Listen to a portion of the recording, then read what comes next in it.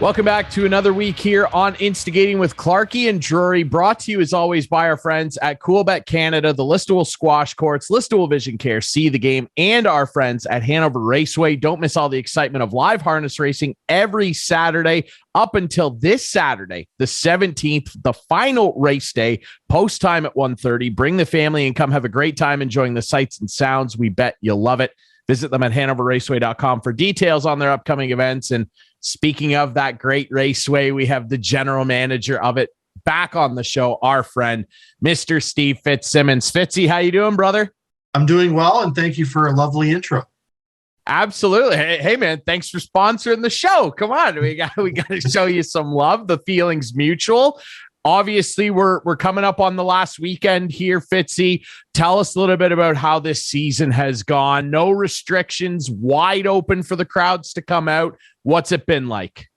It's been phenomenal. It's been, quite frankly, our best wagering season in over 30 years. And, Wow. We're more than happy with the amount of people that enjoyed the action that came on site. And, I think we had some specific individual things that were, extraordinarily popular this year. We had Trevor Henry Day and Bob McClure Day that were both excellent events that people were right into.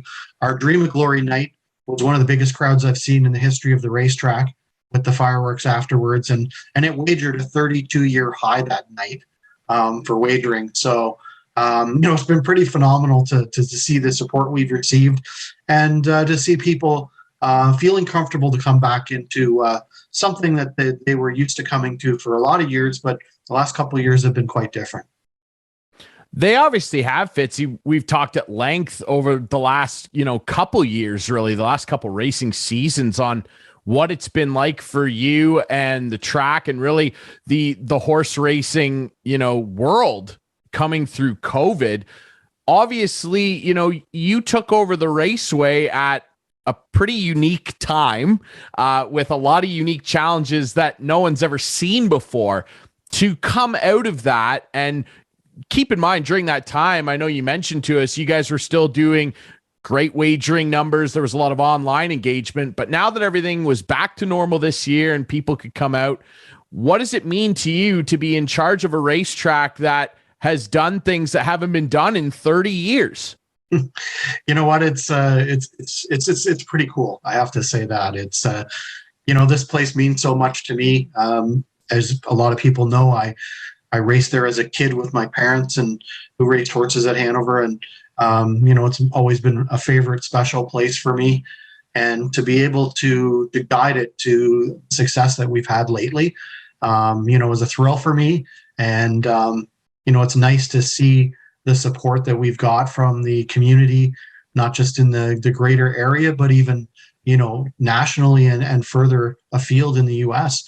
It's something that, it's hard to put it into words, but it means an incredible amount to me.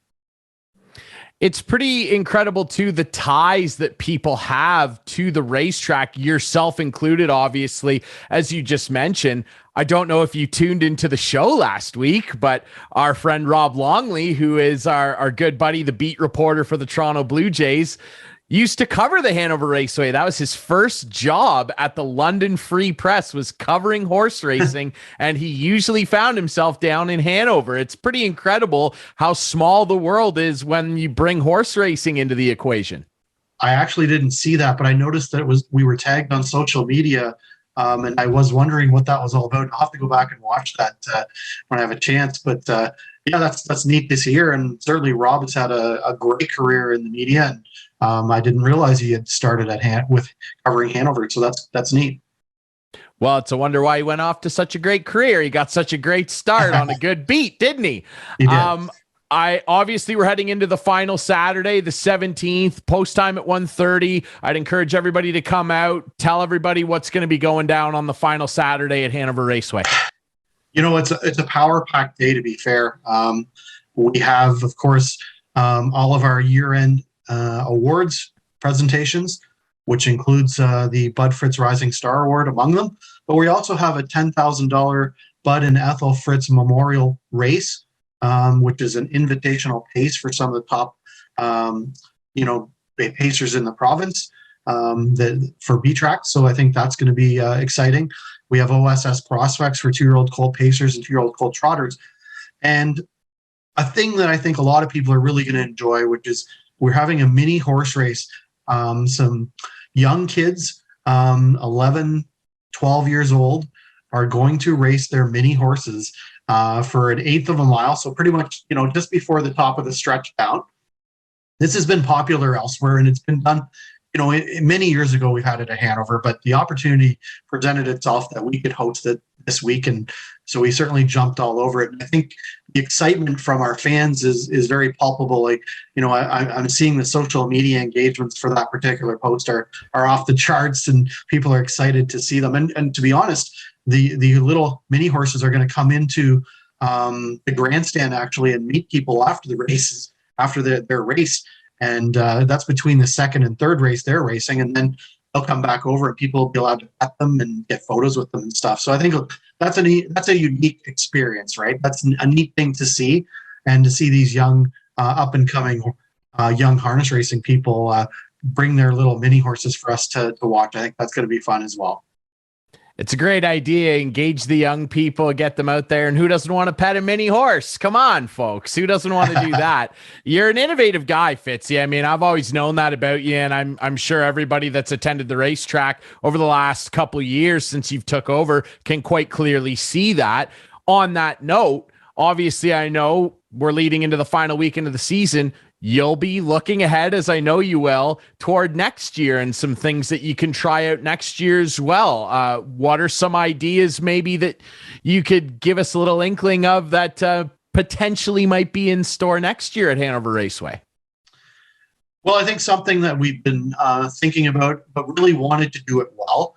And quite frankly, our friends at Grand River Raceway have done a masterful job of it, is having wiener dog races. Between horse races.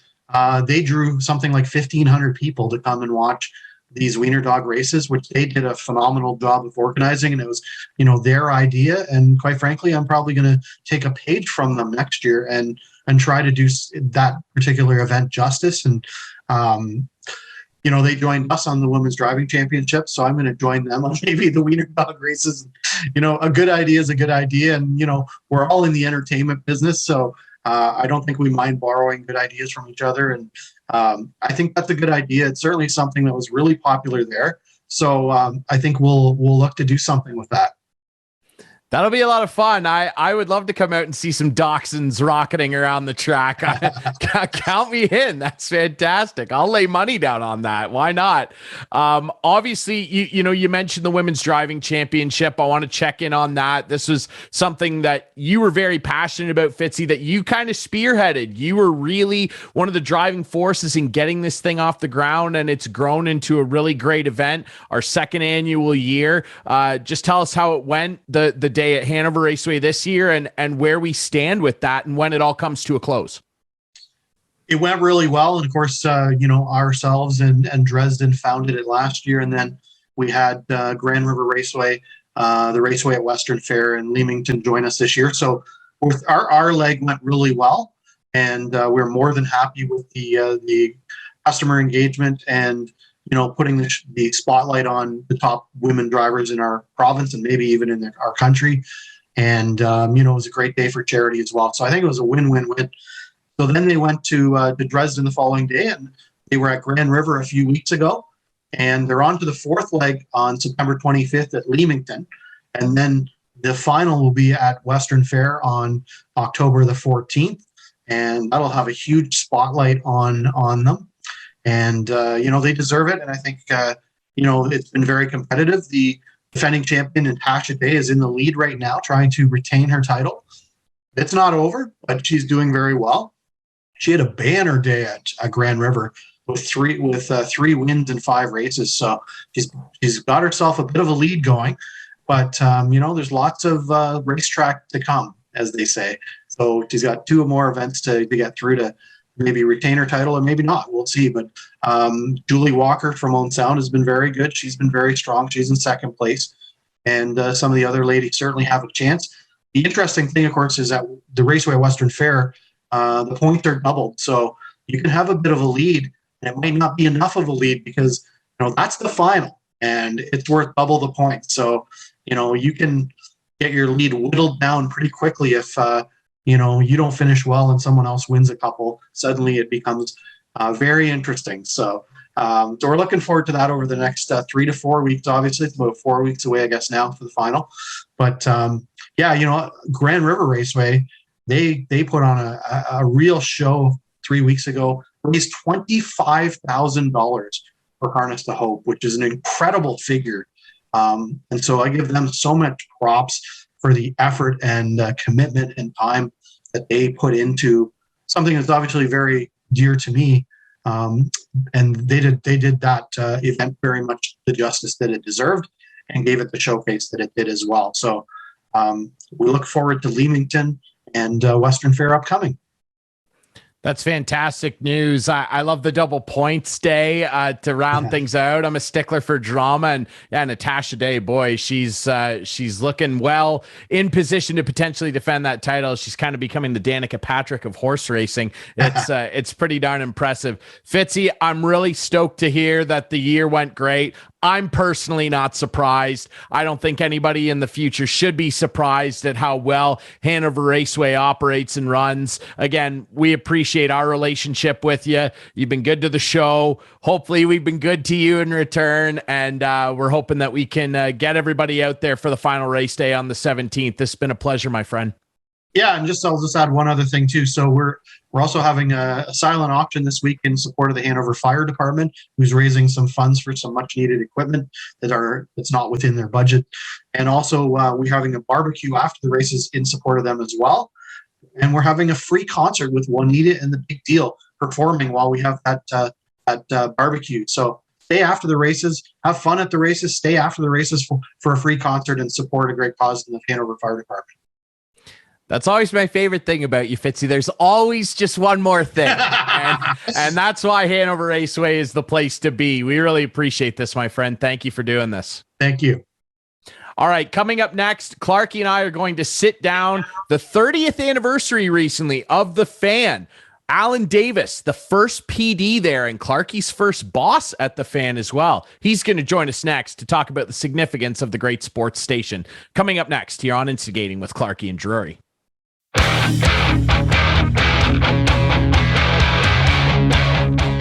Welcome back to Instigating with Clarkey and Drury, brought to you by our friends at Coolbet Canada. I'm Ryan Drury, still with you. Clarkey joins us now, and we're very pleased to be joined by another great special guest on the program. It was recently the 30th anniversary of the Fan up here in Ontario, and we have the first program director at the Fan and currently down at WGR Sports Talk Radio 550 in Buffalo. Mr. Allan Davis joins us. Allan, how are you?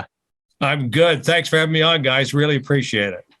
We appreciate you joining us. And man, 30 years of the Fan, and you and one Mr. Chris Clark were there at ground zero. You were there at day one. I mean, when you look back on 30 years of that station, what's it like? What was it like getting that thing off the ground? And obviously during an exciting time for the sports landscape in Toronto too. Yeah, it was. Clarkey and I have known each other for probably about 35 years because we worked together before the Fan at Telemedia Sports Radio, the network. We had the Blue Jays and we had the Maple Leafs at the time. And Telemedia owned CJCL.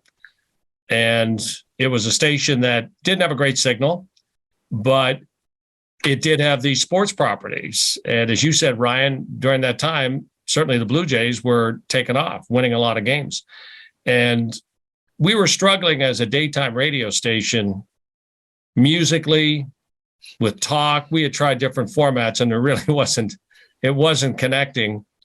And the idea of maybe looking into expanding our sports platform started to become more aggressive. So in the late 80s, Chris was there for that. We expanded our pre and post game programming around the Blue Jays and just kept expanding to the point where, well, we might as well go the whole way. So in September of 1992, we launched it as a 24-hour radio station. It just happened to be at the same time that the Blue Jays were winning their first World Series in the country. And so it was a huge win-win. It was a terrific ride. And of course they won it the next year as well. And the Maple Leafs were starting to come around as well. You guys, Chris might remember, maybe you, Ryan, too, that in 93, in the fall of 93, the Leafs got off to like a 10-0 start that year. And it was at the same time that the Blue Jays defeated Philadelphia to win their second World Series. And as people were going up the street on Yonge Street North cheering for the Blue Jays, there were people coming down from college yelling, "The Leafs are 9-0." I'll never forget that. It was an amazing time.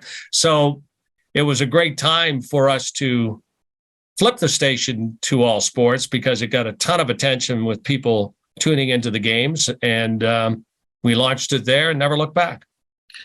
Allan, when did the discussion start? We launched in 92, but when did the real discussion start and who was involved? I know John Ray was the general manager there, and of course, Paul Williams with the network, and Philippe Degaspe-Beaubien was owner of Telemedia, but who was involved with the decisions to go all sports, and when did it really start? The discussion we had kicked around the idea for maybe a year or more before we launched, Chris. We kept looking at the Blue Jays property and the demand for more content, the demand for more sports talk centered around the Blue Jays. It just kept coming. And Paul Williams and Lynn Bramson and Don Pagnuti and John Ray were very much the center of that. And we just kept adding and adding. And eventually when we moved Bob McCowan to primetime and we saw what a hit that was, which would have been, 89, 90, somewhere around there. Primetime started 89, yeah. But then I think it really started to heat up about a year after that, and especially since the Blue Jays were so popular. And we saw that in New York, the Fan had gone, WIP in Philadelphia had launched, station in Denver had launched. I think the Ticket maybe in Dallas had already launched. Yeah. And so we started to look at it, and honestly, we were out of options. Let's just face it. I mean, we tried all the music formats. That was over. And so at one point, it became apparent that the best decision we could make was to go 24/7 with it. So I think it got serious in about late winter of 92. And in March of 92, we did go evenings because we had Bob, and then I put Dan Schulman on in the evenings.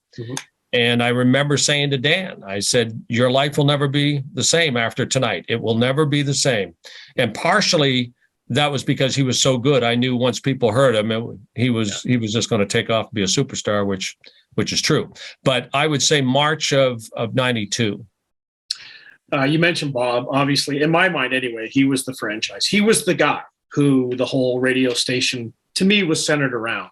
But how much fun was it for you to put the rest of those pieces? Don't worry about if the morning show worked or not, Allan, that we can talk about that later. But how much fun was it piecing everything together and finding that talent? I wish I could say fun was the word. It was, as you know, it was frenetic. It was crazy. Oh, yeah. We were flying blind. And obviously we had Bob, the centerpiece. Yeah. We had Dan Schulman, who was on board by that time. We had the play-by-play properties with Tom and Jerry and Scott, and Buck Martinez was part of that. By the way, Buck's still waiting for an invoice. You haven't signed it yet. Sorry, an inside joke, Ryan. that comes up more than once, and he's not the only one. Yeah. I may have signed him and probably didn't get paid. Oh, okay. And then there was Ken Daniels was still there, and we have Bonesy and Billy and Bob were working together. Wilbur was with the station at that time, and Gord Stellick was working with Joe. So there were a lot of things that were actually in place. So it was really filling out the rest of the dance card. I wouldn't say it was fun. It was stressful. Identifying people to fill these time slots was really a challenge.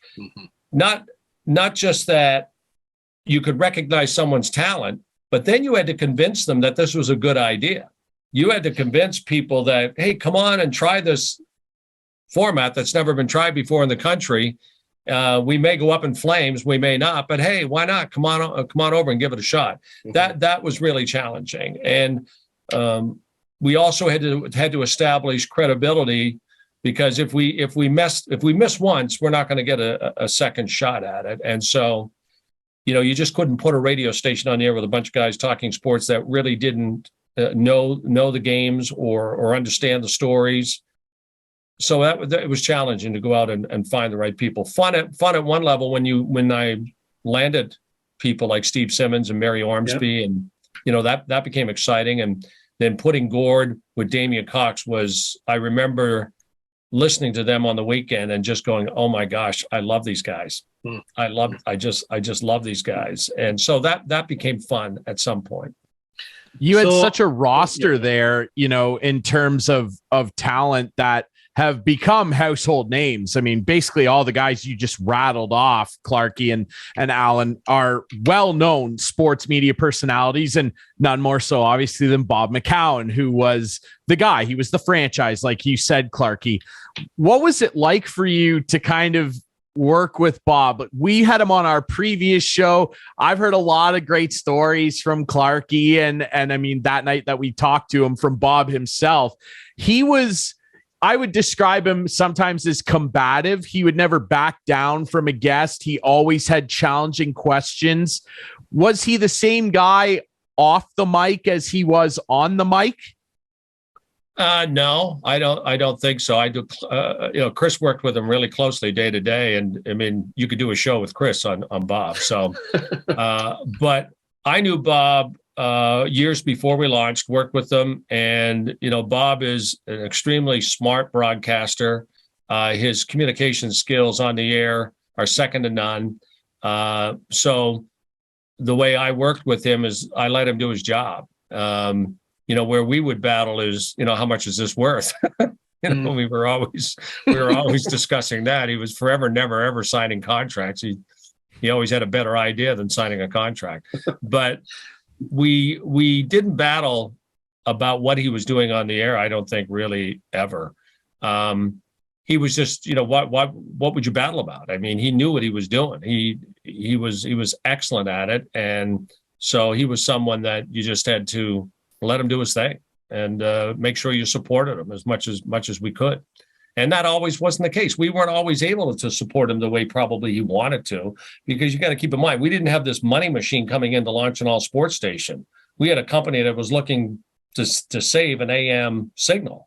Mm-hmm. And they'd already invested heavily in sports rights for the Blue Jays and the Maple Leafs. And now we're going to add all this expense to a 24-hour radio station that's going to be talking sports. That wasn't an easy sell. So I would say that Bob, for me, I enjoyed working with him. We had a good relationship off the air. We had challenges every once in a while, like anybody, but we overcame those. Did you lean on him when it was time to fill out the rest of the roster? Did you guys talk about it? Yeah. He, I certainly trusted him, and he and I were on the same page about what we wanted to do. That was probably the most critical part is Ryan, when you listen to other stations in the format at that time, if you listen, for instance, to WIP in Philadelphia, that was all call-in. The hosts were not allowed to have guests. It was all about the listener. It was all about being different from the Fan in New York, because those signals, IP and WFAN, they crossed over with Philadelphia and New York City. And if you remember, the Fan at that time had launched Mike and the Mad Dog, which was just really caller-driven, combative, those two going at it. And our feeling was that wasn't going to be successful for us out of the gate. What we wanted to do was reverse that equation. And instead of having people call in, we wanted to do call-out radio, which would be, let's take people to the stories. Let's get the people on who are involved in the key stories surrounding the Blue Jays, the Maple Leafs, or other sports stories that were happening around Toronto. And it's something that Bob bought into and was on board with and was executing with primetime anyway. So really, we were just talking about taking primetime and expanding it. So yeah, he was key to that formula. Absolutely, totally. We're chatting with Allan Davis, the original program director of The Fan, currently down at 550 WGR Sports Talk Radio in Buffalo. It's interesting you bring up the call-in and the interactions that occur there versus just kind of being more of an informative radio station in the sports talk platform, because I know down at WGR there is some call-in element. Our friend Dwayne Steinel, people refer to him as Buffalo Dwayne. He had a now infamous viral rant on your station, which was pretty hilarious at the time, and he's turned it into a nice little career for himself. What's your opinion on how much is too much in terms of fan interaction when it comes to the sports talk medium? I don't think you can have too much now at all. I've flipped over the years out of necessity. When we launched The Fan in 1992, you didn't have social media at that time. The primary connector was an over-the-air signal, largely on AM radio, not necessarily even on FM radio. So the primary connector was that signal to that listener in their car. And so that person calling in at that point was connecting at that point with the host. That was the only way it was going to happen. Call out, because I think Chris will remember, we called John Candy in a car when Bruce McNall bought the Toronto Argonauts. I'll never forget. It was one of the moments I love to point to as us taking people to the story. John Candy was in New York, and Bob got him on Primetime Sports, and he was, with those big brick phones at that time. Who got him on? I think Chris Clark probably got him on. But, I don't even remember that. But it was either you or Howard, I can tell you. Could have been Howie, yeah. Yeah. But that was the prime example of what we were trying to do at that time, was take people to the stories. And it was working. It was fantastic. Flip it to today, Ryan. Because our listener, in most cases, is more connected a lot of times than our host, more engaged in sports a lot of times than our host, because they have all these platforms and social media to be on all the time. I believe that the connection and engaging with that audience openly, segment in, segment out almost, is critical. And so I encourage it with our guys here to do it. And some days we're really heavy phone calls, certainly after a Bills game. Other days, not quite so much, because the guys do get into really good conversations and people want to hear really good conversations. But that the listener is a prime ingredient. She is the other person in the studio. Every time you think you're by yourself, even you guys, when you're doing a podcast, if you think you're by yourself, you're not. There's always a listener. That person is always there. They're always there. And I've preached that for 40 years, that, every time you think you're alone, you're not. You're never alone.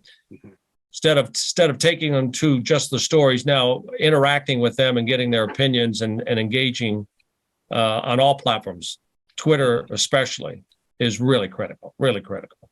Back in 89 when Primetime Sports started, and then 92 when The Fan launched, Ryan, obviously there's no internet back then that you could listen to other radio stations. And I don't have a great memory, Alan, of back then, but I remember a few things. And I remember you were the one that brought me in. You were the one that hired me.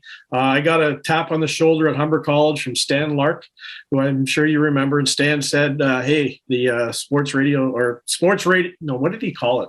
Sports Network is looking for somebody. And I thought he meant TSN. He goes, no, telemedia, the radio. I said, okay. He said, call this guy, Allan Davis. Called Al. We had a meeting, and then I waited a week and nothing. So I called Al back, and he goes, oh, yeah, come on. You got the job. Come on in. So I started as an operator, operating Blue Jay baseball and Maple Leaf hockey, and then made my way up to primetime. But Howard Berger was the first producer of primetime in 89.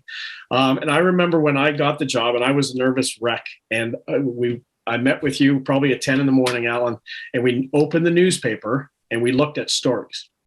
Boy, how times have changed. Right now you have so much more access to stories, and with the internet and social media. I mean, obviously the world has changed, but boy, sports radio has changed too.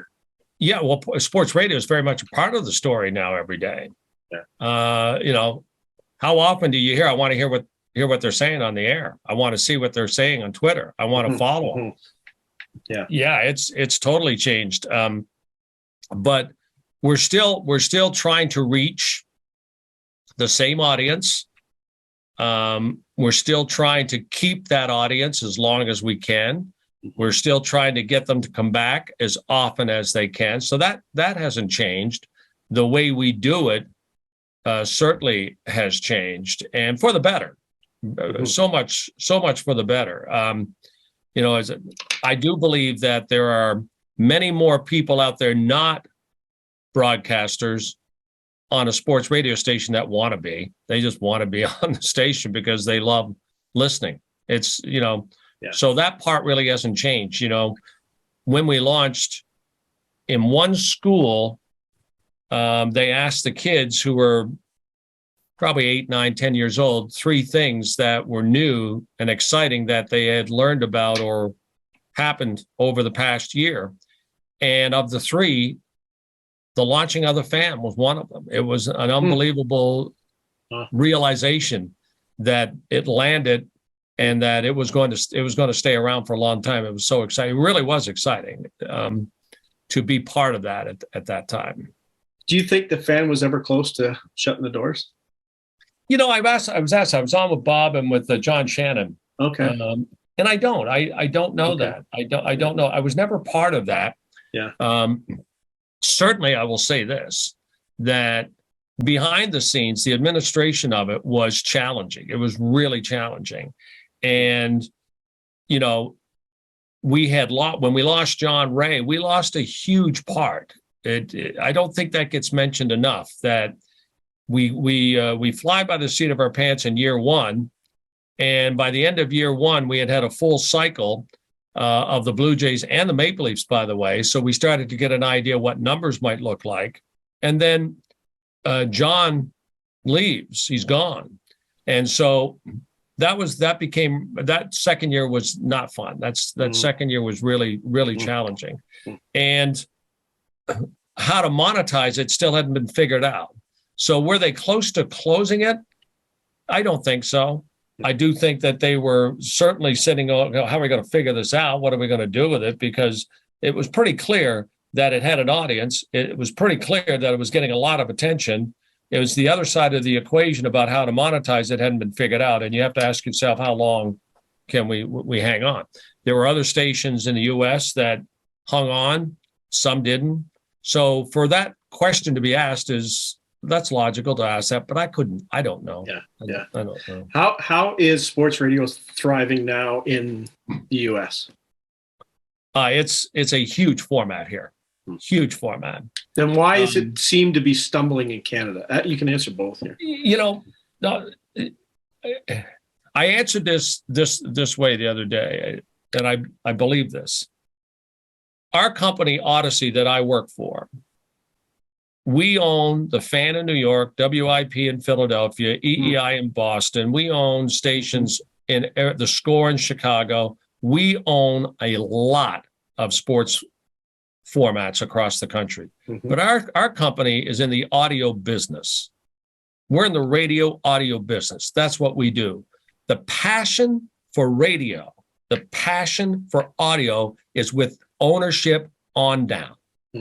I don't believe that's the case with the current stations in Toronto, because they're owned not by passionate radio people. They're owned by passionate people who want to deliver great content.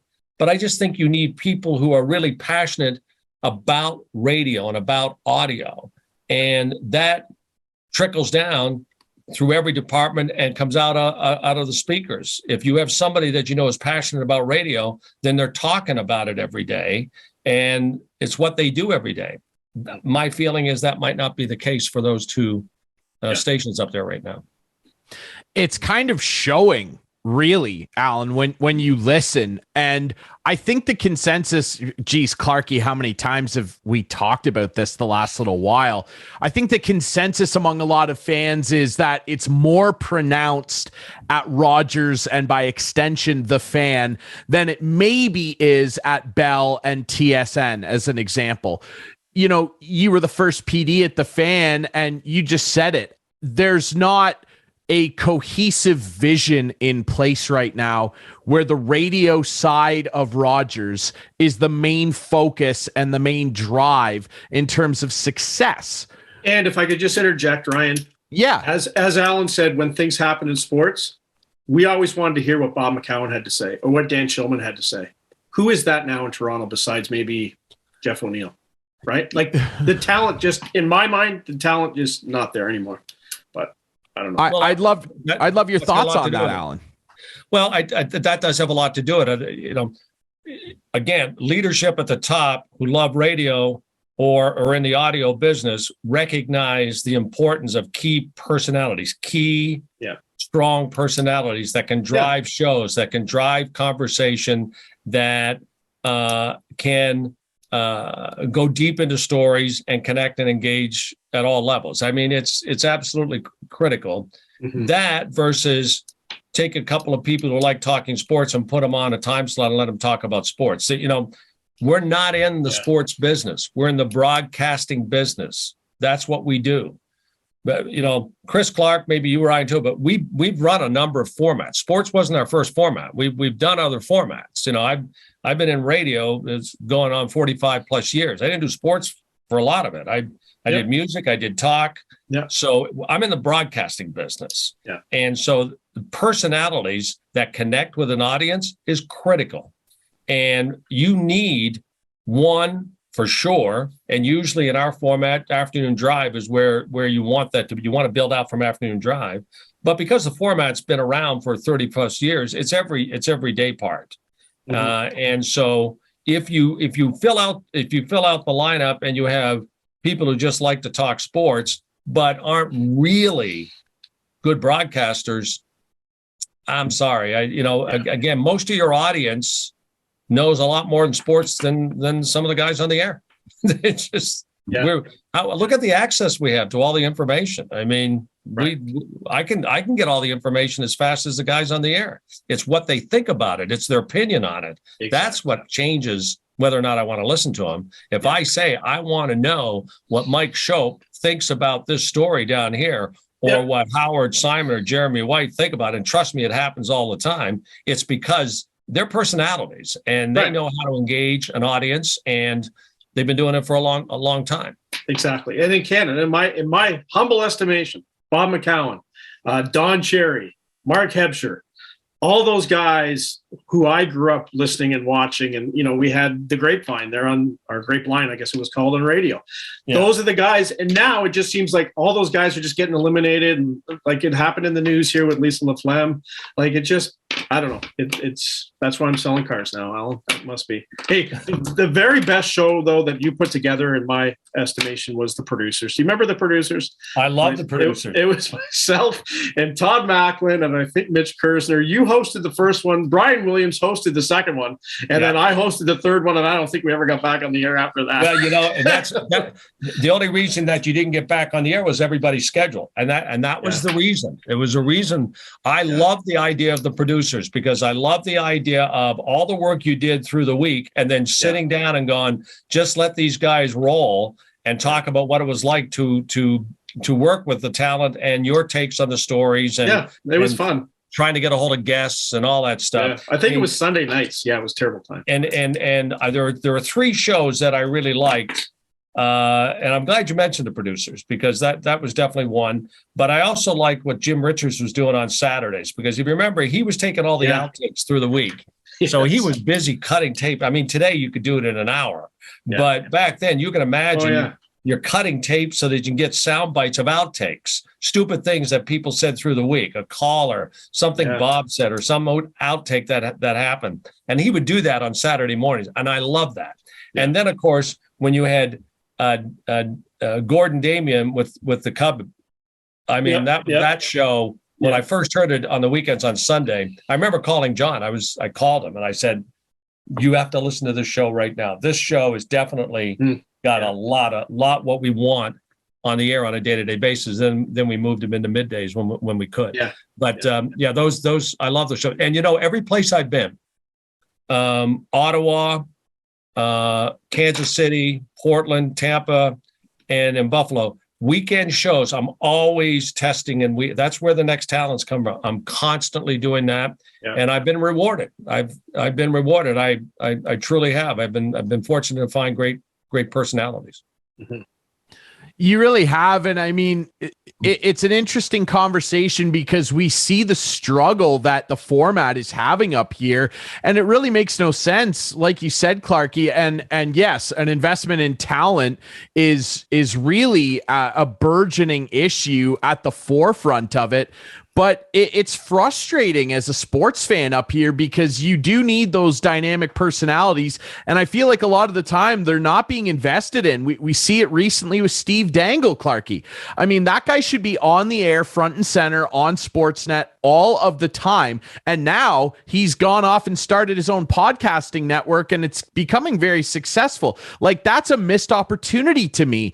And it's not like sports fans here, Allan, aren't as passionate. You would know this. It's not like sports fans here aren't as passionate as they are south of the 49th parallel. They absolutely are. What is the problem? Yeah, there we go. Mr. Tattoo himself. Why? Like, it shouldn't be this way. And I worry about the future of the Fan or TSN 1050, whatever it is. What is the major difference in not even necessarily the company you're working for on a broad range, but the market you're handling right now, Buffalo, diehard fans, passionate fans. If the Bills or the Sabres ever win a championship, the earth might open up. Like, they love their teams.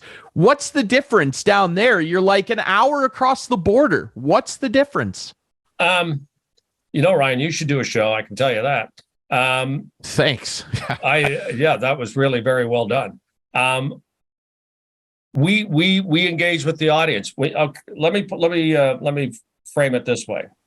When you listen to sports radio in Toronto, and it doesn't matter, maybe a little more on TSN than on the Fan, I don't hear a lot of call-in. And if you want to challenge, if you want to develop a host, Bob McCowan wasn't developed, and Chris brought up Mark Hebscher. They weren't developed by calling guests. Mm-hmm. Their personalities grew and developed from handling callers. That's what it was. It was callers.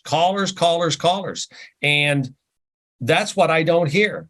There's a rabid Leaf Nation up there that's going crazy. But when I tune in to either one of those stations, I don't get that feeling. I do not get that feeling. And they don't, in my view, cover the story that's most important in that town the way that I would. If I were there, I would probably say this morning, it's all about the Leafs. The story is about the Leafs right now. And the fact is, all day long, I don't want to hear anything else except the Leafs. I don't want to talk soccer. I don't want to talk about the Blue Jays. I don't want to talk about, Raptors. I don't want to talk about anyone. The Leafs are the number one story. I want to hear the Leafs all day long. When someone tunes in, I want to hear a listener going off on the Leafs. I want to hear a host going off on the Leafs, going off on a listener. Hear the passion. Hear it. You do not hear it. Listen to WGR or stations that allow that. You will hear it. You hear the passion. That's why you know there's passion down here, because you hear it. Mm-hmm. I don't hear that on Toronto radio. Mm-hmm. I can tell you, I've tuned in from times when there are huge stories up there, and I'll tune in, and that segment was about the Raptors. Next, we're going to talk about the Blue Jays. The next segment, it's about taking care of a number of different constituents that are out there. It doesn't work that way. It's not magazine-like that way. It's passionate one-on-one radio. You have to return to that. You have to engage the audience. Back before there was all sports radio, there was Montreal Jack. And right? Who didn't want to just listen to Montreal Jack go off all the time? Yeah. Allan in a cab, the taxi driver. Yeah. You don't have that. I never hear that. There's no character development. as a result of it. There's no character development other than Jeff O'Neill and the guys on that afternoon show. They get it. They understand how to have fun. They understand how to keep somebody listening. It's the only show worth listening to. Yeah. Even in that respect, I mean, they don't really take very many calls, but they do interact with fans on Twitter. They'll bring a tweet up, stuff like that. And that's the bare minimum, and they're as good as it gets. And I think they are very good. But you're right. I mean, it's the thing that makes sports so special, Allan. And I think, Clarkey, you just showed your Leaf tattoo off, is the passion and the fan base. It doesn't matter. Barcelona, Real Madrid doesn't matter if 90,000 people don't show up in Spain, in downtown Madrid. Leafs Habs doesn't matter if there aren't 20,000 people in downtown Montreal or Toronto. Bills Patriots, I don't care. Go down the list. The fans are what drives sports, and it's great to have all the talent in the world on the radio spewing off about stories and breaking news headlines, which the internet has basically gotten rid of anyway, like you said. The fans want to feel like they're a part of the franchise they cheer for, and by extension, you'll probably find you're going to be successful in this medium if you're letting them lend their voice to the medium covering those teams that they love. The station is called The Fan. The station is called The Fan. And there's not the team, even though there are some called the team. This is called The Fan in Toronto. Anyway. Yeah, and that's exactly right. That's exactly right. You get up each day and you say to yourself, what are the top 3 stories? And you have a listener's attention only for so long. Mm-hmm. In Buffalo, it's 20 minutes. That's commute time. Now they're engaging on this now more and more. So it can be longer, but the principle's still the same. If I tune in, you better be talking about what I want to listen to. Otherwise, I'm checking out because I can go somewhere else to get it. And if I wake up in the morning and I tell you right now, there's a pennant race going on. And if I tune in, I better know that I'm going to be talking. That's what I'm going to hear. I'm going to hear a lot about that. And I don't hear, let's go back to the phones, right? No, never. Are the Blue Jays going to make it or not make it, right? Are they in this hunt for real? Are they real or are they not real? Do we have the pitching? Do we have the hitting? Is Vlad going to, is he going to carry us or not carry us? What do you think? I want to hear that. I don't hear that on those stations. In fact, I would probably launch a third station and do nothing but call in.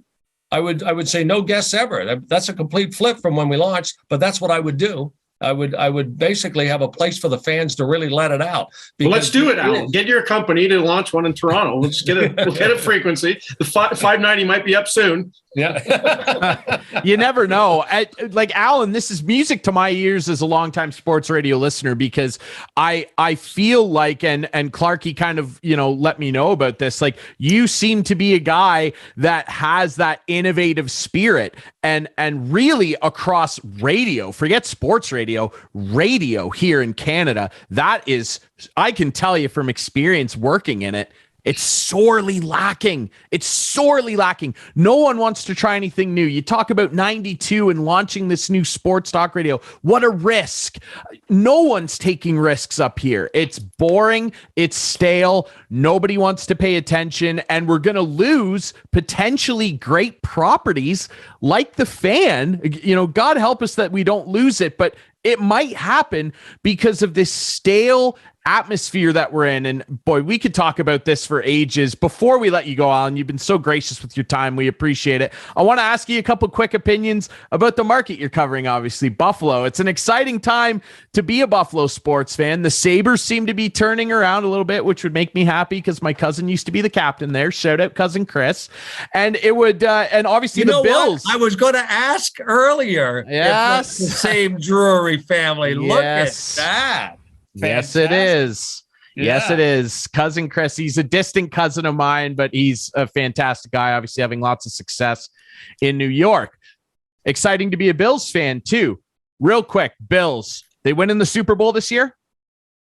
They're going to be in the hunt the whole way. I can't tell you whether they're winning or not because that comes down to the game they play, but there's no more exciting football player in the league today than Josh Allen. And when you saw what he did with the Patriots and then Kansas City, even though they lost that game against Kansas City, as the last 2 games he played last year, to come back and play the way he did against the Rams, to show his skill and his poise and his confidence together with everything else. So yeah, they're definitely going to be. I wouldn't take them over anybody else to win. So yeah, they could win it, absolutely. But you still got to play the games. You got to play the games, but I agree. I think they are the slam dunk favorite. You look at Allen, he can spread the ball and put it anywhere. If it's not available, he can do it with his feet. You've got a great receiving core with Diggs and McKenzie, who's a breakout star. Davis is a breakout star. They have a decent running game, not an elite running game, but a decent running game. And then on the defensive side of the ball, they were the number 1 defensive team last year. That adds Von Miller. Tre'Davious White hasn't even played yet, and look what they did to the Rams, the Super Bowl defending champions in the season opener. I think they're a slam dunk. I'd be putting all my chips on the Bills, and they've got a chip on their shoulder. They want to get rid of the Scott Norwood, wide right, 4 straight Super Bowls. They want to erase that legacy. You got it. Josh Allen is the guy to do it. Sabres, you think they'll make the playoffs? No, I don't know that they'll make the playoffs, but I certainly am excited to watch them. And, it transitioned when Don Granato took over that team. He was the first coach in a long time to really connect with those players. And he basically said, just go play hockey. He said, go play hockey. Imagine that. He didn't sit him down and say, don't do this, don't do that, stop doing this, stop doing that. He just said, go play hockey, do what you do best. And you saw the difference that happened right away in Dahlin and other players. All of a sudden, Dahlin was, half the fan base here were done with him. I might have been one of them, said, if this kid isn't going to develop, then we might as well move him. But to watch him in the second half of the season was absolutely tremendous. And to see when they brought Alex Tuck in, who's from the area, and so embraced being here. And what Kevin Allen wanted, he got, which was he wants people in Buffalo who want to play for the Buffalo Sabres. And so he has created another culture similar to what Brandon Beam and Sean McDermott have done with the Bills. And so I'm excited for the Sabres. They're definitely going to be in every game.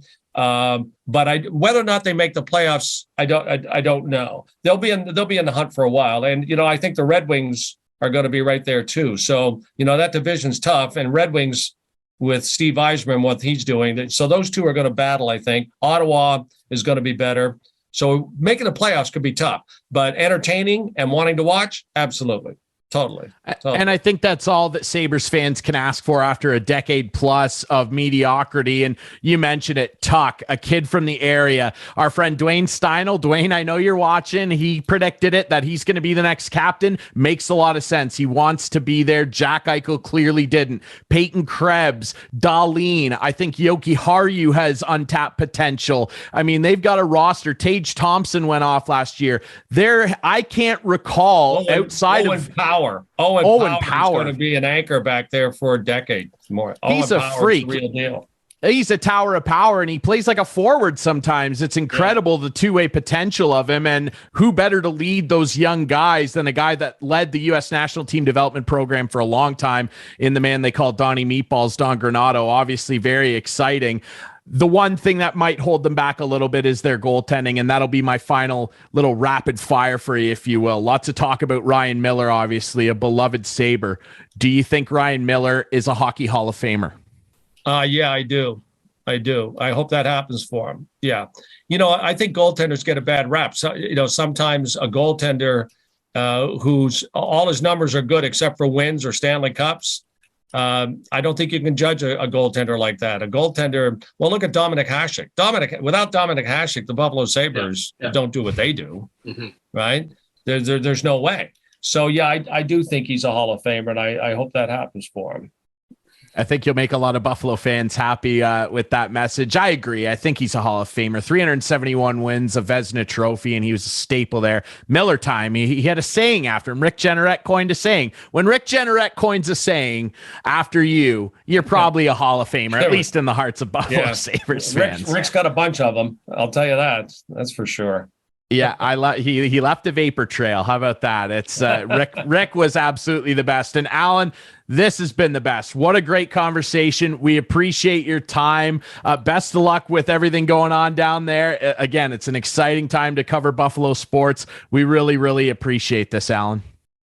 Thanks, guys. I really appreciate you having me on. Chris, good talking to you. Good seeing you, buddy. Same, Allan.